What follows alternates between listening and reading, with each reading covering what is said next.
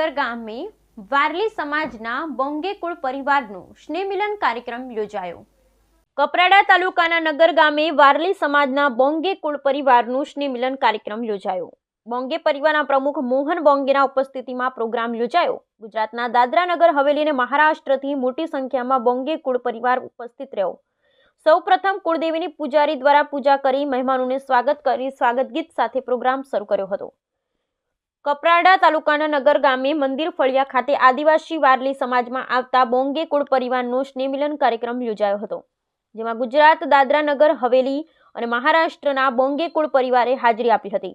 આ સંમેલન દરમિયાન બોંગે પરિવારના આગેવાનો દ્વારા શિક્ષણ મુદ્દે ચર્ચા કરવામાં આવી। તેમાં યુવા પેઢીનું ખાસ આગ્રહ કરી શિક્ષણ હંમેશા લેવું જરૂરી છે।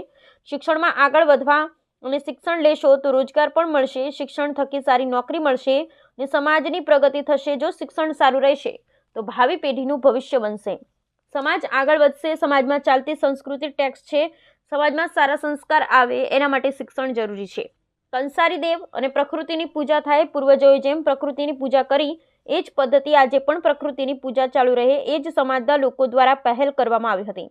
આ પ્રસંગે બોંગે પરિવારના પ્રમુખ મોહનભાઈ બોંગે, સચિવ વિલાસદાસજી બોંગે, ઉપાધ્યક્ષ દિનેશ દેવજી બોંગે, સહસચિવ જગદીશ અમૃત બોંગે, ઉપાધ્યક્ષ જયરામ હિંચાખોમ બોંગે, ખજાનચી પ્રેમા ગુલાબ બોંગે અને ગુજરાત દાદરા નગર હવેલી અને મહારાષ્ટ્રના મોટી સંખ્યામાં બોંગે કુળ પરિવાર ઉપસ્થિત રહ્યા હતા। Bureau report Jagdish Bonge, Maharashtra.